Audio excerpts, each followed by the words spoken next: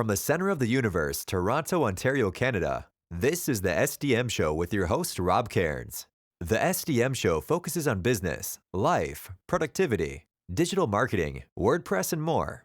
Sit back, relax, grab your favorite drink, and enjoy the show. Here is Rob. Hey everybody, I'm Rob Cairns. I'm the founder, CEO, and chief technologist at Stunning Digital Marketing. In today's podcast, I have Mr. Todd Jones with me for our monthly segment on copywriting. And Todd and I are going to talk about branding from a written point of view. Sit back, relax, enjoy. This episode is brought to you by All-in-One WP Migration, the most trusted WordPress migration plugin with over 60 million sites served. Whether you are switching hosts, changing domains, or moving to a new server, All-in-One WP Migration makes it one click. Try it for free at WordPress.org or visit servemass.com for pro features. Hey everybody, Rob Cairns here, and today I have my monthly co-host, Mr. Todd Jones from Arkansas with me. Hey Todd, how you doing, man? Woo pig suey. Yes, I knew that was coming. And We used just to for the record, at the time of this record, we have 3 more basketball games. Your team is not in it anymore, yet Two they more. had a really good. Yep, Two more games. No, there's 3 more. There's 2 semifinals and 1 final. That's 3. Well, I guess yeah, you're right. 2 semifinals. Okay. And 1 game. And we're recording this the day before the semis. And Arkansas, despite having a good year, is nowhere to be found. My choice of a team, the Duke Blue Devils, ranked number 1 in the country, is nowhere to be found. And all hell's going to roll over on Monday, and that's just the way it goes. And UConn cannot win the championship. Keep UConn from winning the championship. Yeah. I don't care if who else wins it, as long as it's not UConn. Yeah, I am in the land of the American League defending champions, so life isn't so bad here. So the Blue Jays are doing well early. Yeah, we lost a tough one last night, a 2-1 game, but and then we'll get into what we got on. But Gosman became the first pitcher since 1900 for the Blue Jays to have over 10 strikeouts in his first 2 games of the season. So bring it now. Anyway, now that we've got your monthly sports wrap out of the way, because Todd and I can go on about sports all day long. We've only touched baseball and basketball. We haven't touched football or wrestling or anyway.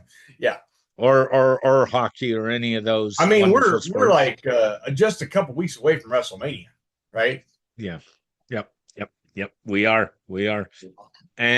But today we're going to talk about a subject's often on my mind. It's certainly on Todd's mind as a copywriter. We're going to talk branding, but we're going to talk about it from the written word standpoint. So Todd and I were saying in the pre-show, everybody thinks branding means a logo.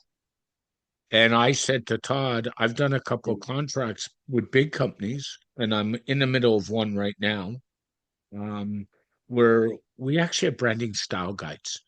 And the branding style guides talk about everything, including how to spell words, which words should be capitalized and where in the middle.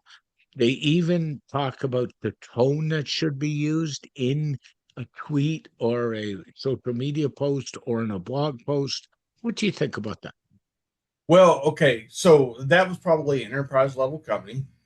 Usually large companies, enterprise level companies have that stuff down pretty well. Yep. And actually, a lot of that comes from the comms world. So PR comms, public relations, communication, very good about that, which is why a lot of enterprise and large companies continue to use that model for their content and copy.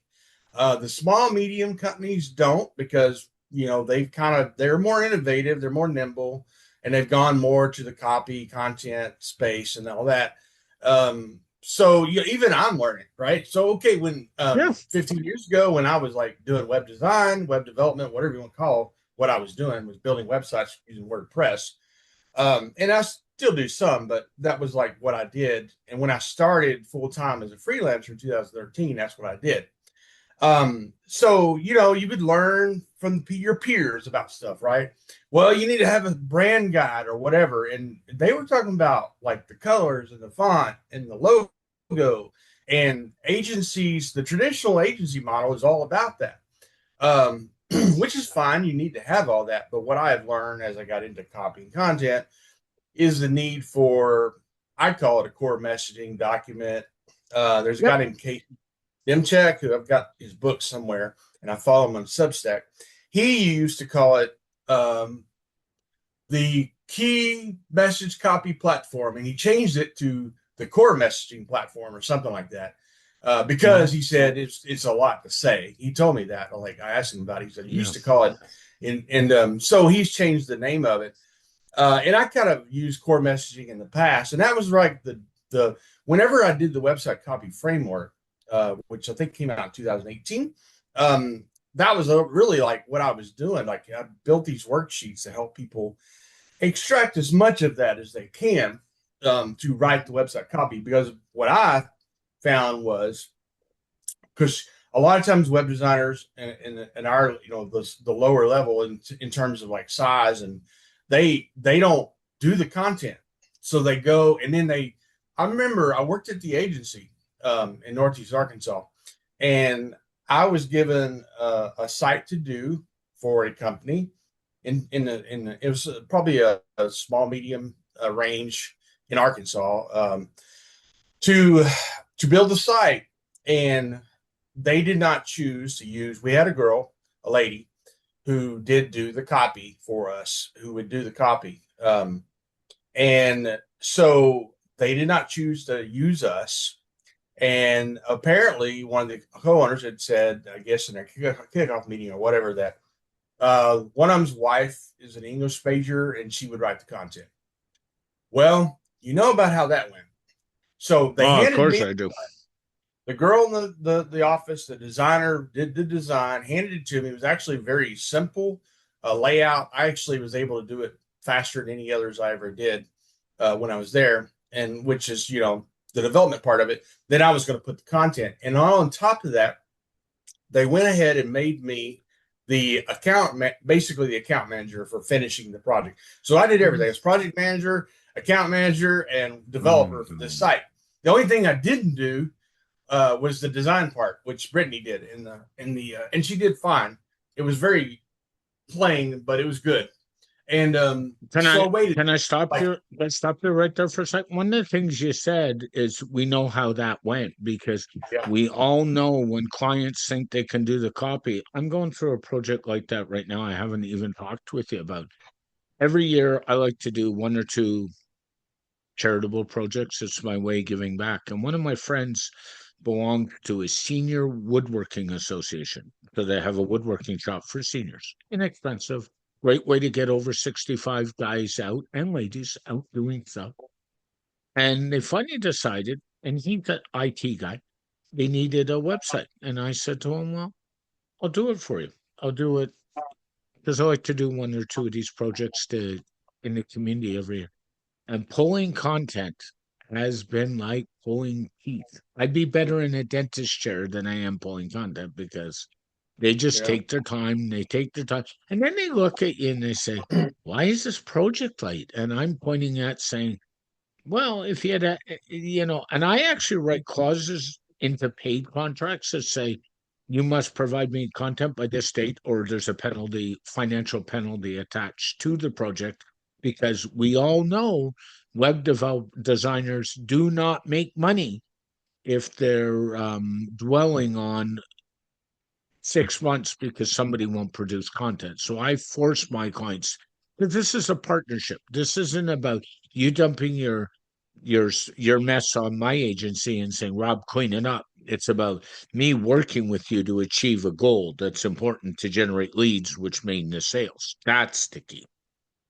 Yeah. So clients completely underestimate how hard it is to write copy all the time, and how long it will take. And so anyway, that's part of the reason I did the website copy framework back in 2018. with the worksheets and all that. But anyway, one of the biggest hangups for anybody is knowing exactly what their brand DNA is. That's what I call it, the brand DNA, which is the brand messaging. So if you take, there's two sides of a brand. If you look at a brand as a coin, there's two sides to it. One side is the things that make you a brand, a company, that go into your messaging, right? And the other side is the design, the logo, the colors, and so forth. It represents what's on the other side of the coin. That's the way no question. And two things I would suggest is, if you haven't checked out Todd's website copy framework, go do it. It's going to be the best money you spend. Number one. Hang on a second. Before you go there, it's the website copy framework no longer exists. Yes. The web copy system does. It is about to be launched probably within a day or two of this podcast. Yep. So that's the first thing to do. The second thing, what I always do as a designer, is I sit down with the client. I throw an audio record on to record the conversation, and then we just have an open conversation about what you think your brand is. Yep. And we do that. Or if you don't want to record it, sit down with a piece of paper. And this is where I think people make the mistake. They don't brainstorm. And that's basically what I do with the client, is I sit down, or we'll do it on a Zoom call if he's in another location, but we'll just spend an hour brainstorming about the brand. What makes your brand different? What is your messaging? What do you believe in? What's your core values? This stuff should all determine, amongst many other things, how you write about your brand. So I'm going to give you an example. Are you familiar with the Kit Kat theft debacle in Europe of the Kit Kat truck going to Formula One? So what happened was, there was a trailer tractor truck that F1 had full of Kit Kat chocolate bars. It got ripped off. And all these brands, including sports brands, including the Anaheim Mighty Ducks and a couple in Toronto, are all playing off it because they make their brands fun, saying, there was a Kit Kat ripoff, but we have no shortage of Kit Kat bars at our event, and they're having fun with it. But if you look at these brands, and a couple of our sports teams, one was the Anaheim Mighty Ducks out of, and the Florida Panthers of the NHL, they tend to post fun stuff in their messaging anyway. So this is in line with what they do. And that's so important when you're posting. You can have fun with something that happens, because it's almost funny. Like, who would steal a tractor trailer worth of Kit Kat bars? And then now it's going on about a Kit Kat shortage. It's quite. It might even have been a stunt. Somebody might have even done it as a stunt. But it's so much fun. It's so much fun. And these brands are having fun with it. Sure. I even saw a beer brand jump in the fray and say, you might not be able to buy Kit Kat bars, but you can certainly come have fun with us at our brewery. It's legs. Well, it's just good. You remember the Super Bowl? I think it was when they were in New Orleans and the lights went out. Correct. I do. The Ravens versus the 49ers. Well, the Oreo cookie was on top of that. They put out a tweet. Great job. The one thing you can do in the dark, eat an Oreo cookie. And it was it was brilliant, and it got picked up. But that's the result of knowing who they are and what their brand is. Yeah. And that doesn't work for for every brand. No, but small medium businesses can do this as well. They're not, even though they're not Kit Kat or Oreo, they can do it as well. But you got to know who you are, right? You got to know these things, and that's where the brand, and I call it brand DNA. You need to know your brand DNA, and everybody thinks brand DNA means logo, colors, and core value statement. Well, do you know how many brands? I worked at in healthcare for 21 years, and you go up every hospital elevator, and somewhere there's a plaque that says what the hospital's core values are. And do you know how many people in those hospitals don't even know what their core values are and have no care? And that's part of the problem too, because if you don't know that's a if culture your culture doesn't know it, how do you write towards it? There's a couple things I think about when you talk about values, core values, whatever. I want to say, because I think most people slap stuff up there. It sounds good in some marketing meeting. Yeah. And smaller brands, like a lot of the ones who listen to this podcast, can have an advantage in this regard, I think. I say a value is truly a value. One, if it's specific, right? None of these vague things like, we believe that, whatever, some vague thing that people put up on their thing. We believe the moon is flat. There's a good one. Something like that. Yeah. Anyway, one, it has to be specific. And two, I say it needs to be connected to a story, an internal story, a story about why it's important. So if you say that customer service is important, you don't just say customer service is important. You point to something specific, and you will probably make that core value more than just customer service is important, because that's vague. No question. And those who have listened to Todd and I know, because Todd is a storyteller, and we have dove into storytellers. We did an episode recently about parables. I have another episode coming up with a business leader, and we're going to talk about a book he wrote that's a parable. I'm going to give a little teaser, and I'm actually reading it right now. And to be fair, if it's done right, even though it can be entertaining too. Like, I'm reading this parable, and it's so entertaining, and it's just the way he does it, and he's getting the business message across, and that's just fascinating. You do that, Todd, very much so. You often use wrestling or other things to tell a story in your business, and that's so important. So, folks, please spend time storytelling. Go. Yeah, I mean, but yeah, that's what I'm saying. It's not a value unless there's a story behind it, and that's just and an internal story. Now, you may have a business that's 100 years old. That's fine. Somewhere along the way, that became important to the brand. Maybe your founder, maybe somebody in leadership back a long time ago, but it gets cemented in concrete. It becomes codified, to use that word, if it is played out in a story. And then you're talking about whether or not people know the core values. One, you may have too many core values. Can people remember 10? Can your staff remember 10 core values? But you should have 2 or 3. Yeah, 3 to 5 is probably accurate. But I'm not. That's a different discussion. Like making sure the people in your company know what your core values are. But when I see people actually put a value on like an about page, what I envision is they're sitting around in the room and they're brainstorming, and hey, transparency sounds great. They'll put transparency, and then they start using all these words that sound great to somebody, but they don't connect to anything in the brand DNA. And that's true. So yeah, that's why I think it's important to have a story, really, because a story connects it to the brand DNA. There's a lot of stuff that I have I don't want to go into it too much, but I do have a new product that's called Brand DNA Excavator, and it's all about it's a one-on-one deal. So you basically turn whatever your favorite LLM tool into as a coaching or a consultant that asks you questions. You answer the questions, and when it's done, it spits out. It creates a document for you that can serve as your brand DNA document.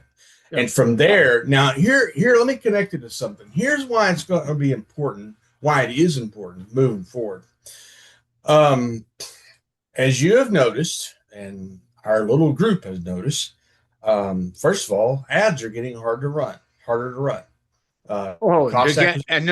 They're getting expensive. And one of the reasons that's happening is the Fortune 500s. And working with a couple, I can tell you, that have billions of dollars in advertising budget, guess what they've jumped into? Ads. So the minute that happened, the cost, you can no longer do, you remember the old days where you could do Facebook ads, $5 a day? Anybody who's selling that type of system, please run away. They don't know what they're talking about. That doesn't work anymore. That's just... Yeah. But there's multiple reasons that ads don't work anymore. And I would argue that along with the cost of acquisition going up and the reasons behind that. Obviously, the way that privacy has been done, and then on top of that, no question, don't trust. They've been burned too many times by clicking on these ads or whatever. So when you're going to do content going forward, and then everybody's rushing to use their favorite LLM to do that. So here's what I'm saying. Before you go and start building an ad or putting together your content system, you need to know this stuff because it informs that and makes it sharper, makes it better. We'll talk about that in a future episode, by the way. But this is going to be like when you put that together, when you start to put that together, that's why when you go to Claude and say, or Claude or ChatGPT and say, hey, write me an ad about blah, blah, blah, blah, blah, it may or may not be any good. A lot of times it's not very good. And he's like, well, it didn't know this, it didn't know that. Now, if you've been using it a lot, it'll pick up some stuff. But if you're a novice, you don't use it a lot, you're going to get a very generic, very poor ad, very poor content. And to make that better and sharper, you've got to have the brand DNA.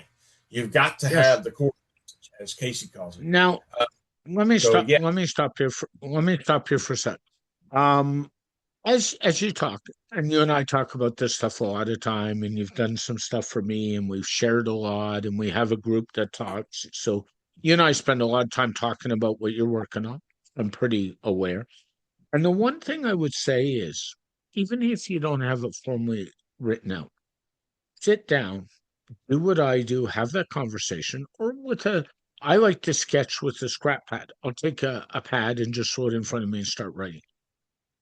Figure out that ties into your brand DNA, your founder story, which we've talked about the show about, why a company was founded, why did you do it?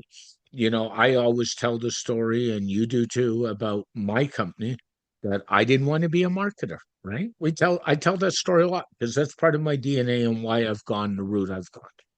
And then figure out your founder story and then go from there, because how your business is rooted has a basis on your DNA. Right. Yeah. I mean, when you think about your narrative, which is the spine of your brand DNA, really, you could tell the story of how you started, why you started, tell the story of your first client, how they came to you. You can do all that and unfiltered. Just I say open up a microphone and start talking and telling the story. Yeah. You will get 80% of the DNA right there. You got to dig into some things like what's the product or service I sell, and what are the benefits and all those kind of things. But your brand narrative, it really is like a narrative, and so yeah. And the best way to do that, truthfully, and also the way I like to do that is go for a walk, take your smartphone with you when your head is clear, go for a walk. Every smartphone has a recording app, and just start talking into it, your DNA, while you're out relaxed. And I guarantee you it'll come out way better than sitting on my desk saying, I need to get this done in 10 minutes. And we all do that. But that's a mistake with creatives. Go for a walk, clear your head, enjoy yourself, settle down, and just start talking. Do something monotonous. It can be it could be something around the house, whatever, but have and record yourself telling it, because it does clear your brain and it makes it unfiltered. And then you can probably get the transcript and upload it to an LM tool and say, pull out the core elements of my brand. Yes. Why do you think our friend Ryan Waterbury goes to the brewery all the time? When he hits a creative stunt, he's a good example. Yes, it's not a walk, but it's something. When he hits a creative spot, very often he says to our little group, I'm going to the brewery for the afternoon. And I get why he does it. It's the same reason I pick up my laptop and go to Tim Hortons occasionally, or a Starbucks occasionally, or I go to there's a really good bakery here that allows you to eat in for an hour. I'll go there and have a coffee. Yeah, exactly. And you do it too. I go analog if I can, and I go to the coffee shop and try not to be too distracted. And Yeah. you know, sometimes it Oh, works. we know what distracts you, but we won't get into that because Coffee. then you, Coffee. then That distracts me. then you, Coffee. then you and I will have somebody chasing us. So we're not going to go there. But that's Coffee. That's what distracts me. Coffee. yeah. Anyway, but these are all things, and as a creative, don't write your Well, brand story when you're under the gun or your stories. Take the time and do it when your mind is fresh and in a good mood. not every business owner is a creative, but I will say that it applies. The same thing you're talking about Yeah. applies. I have a buddy who is not a creative. He basically builds and renovates landscape for people who have the budget. So they, who they are, waterfalls and that kind of stuff. I often see him in the coffee shop. Now he's not always there to brainstorm, but he goes a lot. And then my plumber goes to the coffee shop too. So these are not what you would call creatives, but they still go to the coffee shop. The same principle applies for any business owner. Sometimes you just need to get away from where you normally work and get your head cleared and do something that's kind of monotonous and or just relax, and then you can begin to unfilter, let your thoughts come unfiltered. Yeah. And it's important to unfilter it, because if you are trying to edit as you write or as you think, not going to work. No. And it's funny, my brother, as you know, and listeners of the show know, is a professional writer. He makes my writing. Now he writes a different style. He interviews actors, actresses, producers in the movie game, a lot of big names. And even he writes at home, gets fed up and says, I need a break. I'm going to the library. I'm going here. I'm going there. He takes his writing with him. So it happens. Right. Yeah. What other things do you think companies need to do? They need to get their brand messaging down, is what we've kind of summarized. Yeah, I mean, if you're going to lean into using AI to build some of this stuff going forward, you got to have that stuff. Otherwise, you're going to have soulless robotic writing, as a lot of people call AI slop. And I like to say, I've been saying this in probably a LinkedIn post coming about this eventually. AI slop was around before AI was prevalent. Because I would agree. And honestly, I got to spend a day on X and read all this crap. And I'm at the point now where, and you know how the algorithm works, depending on what you read, what it feeds you. And I'm at the point to get around the algorithm. Anything with AI, I think is AI slop. I just start blocking accounts, because in the algorithm stands there and says, you're not interested in this garbage. And it's getting prevalent. And it's one of my biggest concerns, even though it's a feature that excites me with WordPress 7 coming around the world, is there's AI connectivity built into it. So you and I both know, and we've talked about this, your comment was, oh, goody, more AI slop. But the people that are smart, like you and I and many others, will use it for the right reasons. But what they also got to realize, and you shared this in an email last night, you're going to start paying for credits to do all this stuff, or you're buying a pro account because, as Ryan says, the free ride is over with AI. Yeah, it's definitely slow. It's changing for sure, and we knew it was going to come, and it's how long it was going to come. And I'm rethinking, okay, how? And I really like Claude for creating content with my system in place. And Claude I've slowed down on it a lot, because Claude, it'll give you plenty outside of work hours. But during work hours, it's like, oh, you're out of okay. So either I got to get an account, like a paid account, or do something different. And I haven't made that decision, but I really lean into Gemini a lot lately, and I can do everything in Gemini I can do in Claude. And I'm thinking about setting my content system up there as well, just so that I have an alternative. But that app it was through Google AI. Well, it was Google Key AI API Key. I created an app for the Remarkable Content System. It is it's a web app. It's not mobile. It's a basically a teaching app. Because I realized that I think people the days of people sitting through 20 videos and 50 hours of whatever is pretty much gone. And I've decided I would agree, and I would be saying I've been working on for a while, but I think I'm close just with everything going on about my podcast free course. And I'm going to tell you, my videos are 2 to 3 minutes. They're not 10 minutes. Yeah, and you know Because what those people are gonna days, do? They're probably gonna dump those videos or the transcripts in Google AI or Google Gemini or something like that, and pull out the bullet points. And I mean, I'm posting the transcripts for exactly yeah, that reason, because sure. we all know people's attention spans today are the worst they've ever been. Like, Now I will if I say have to, this: a podcast course that is a hands-on learning deal. So that I yeah, think there is a need for certain things to be shown, versus like, okay, this is my remarkable content system. It's basically theory, right? Theory you can put into practice, but you're doing something like you got to have a microphone. This is how you set it up. This is how you set up this or that. There is a need for a show and tell with a podcast course, no. I would think. So But there's still need for video. even instructional videos, I know when I'm looking for help and I go to YouTube and the video's 20-minute long, I'm fast forwarding through most of it. I mean, I that's just watched the an way that. hour long podcast. I actually listened to it last night.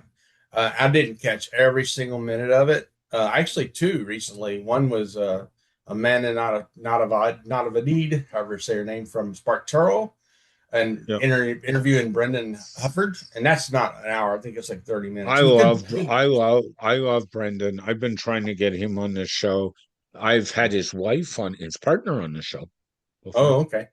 And then the other one Yeah. was Ross Simmons interviewing this guy. It was a very fascinating interview. He's in the finance media, and I was very impressed with the interview, Yeah. with the method, with Ross's questioning, and the guy was pretty open about everything. So it was a very fascinating interview. And I don't normally do that, but I'm with you. Like, as Yeah. I see it's like 30 minutes plus, I'm like, what does this And say, Gemini? the reason audio podcasts do really well, and I'll tell you why. You can multitask them. So, Yeah, yeah. those who don't know, not only do I do the SDM show, I'm a podcast consumer, and I listen to anywhere from 2 to 4 podcasts a day when I'm working and commuting and doing whatever. And the beauty of that is I can get my work done, and if I'm not audio or video editing, I can learn something at the same time, right? And I can do it. I'll give you a personal example. Last Saturday, I had to go out. I was meeting Tiz for a movie Saturday night. I was listening to a Blue Jays game. The game started at 3 o'clock Eastern. I'd watched half the game. And what did I do? I have tune-in radio on my phone. And those who don't know, tune-in radio lets you connect to various radio stations. And the Fan 590 in Toronto, which has the Blue Jay rights, is in tune-in. So I flipped to tune-in.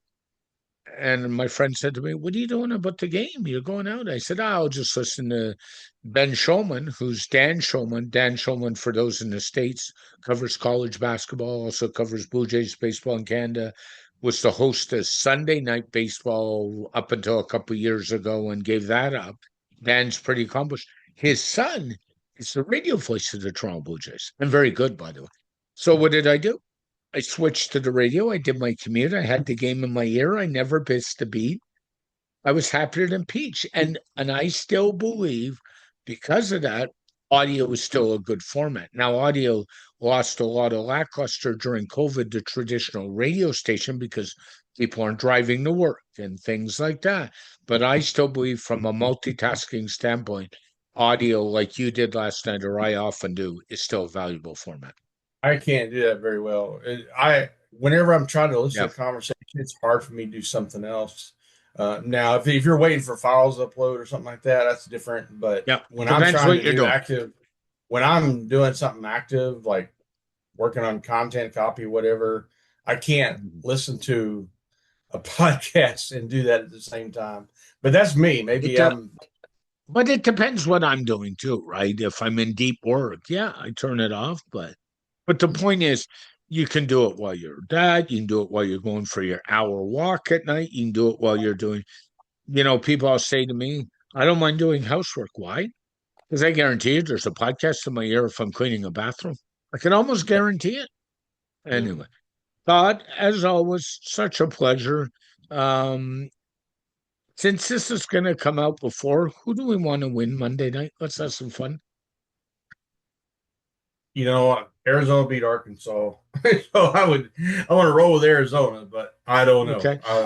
And I have to ask you, and I'm going to put you on the spot. What are you reading right now? Besides, what's current book on or interest or article you're reading? The Unexpected Spy, and I haven't picked it up in a while. I need to pick it back up. It's by Tracy Walter.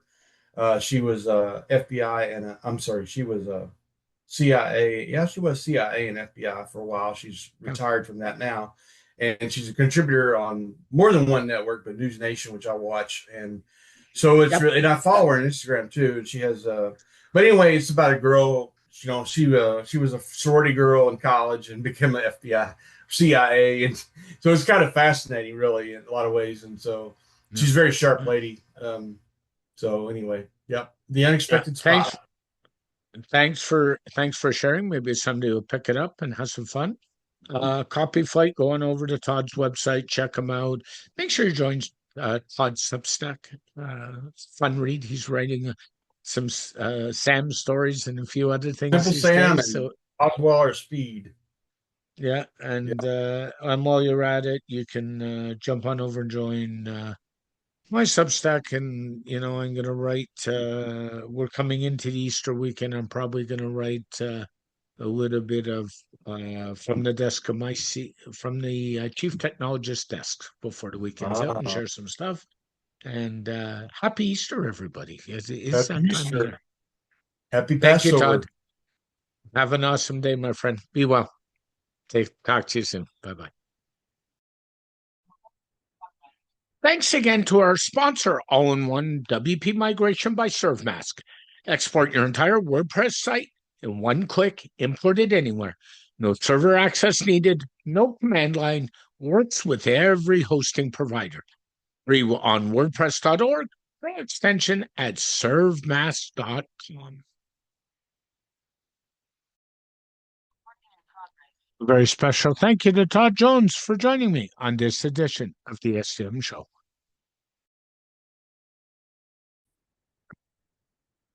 The SDM Show is dedicated to my late father, Bruce Cairns. Dad, I miss you very much every day.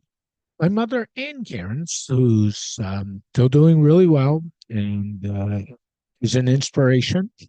And of course, Liz Maroney. And Liz, I know I've said it, but thank you so much for all the inspiration you give me every day.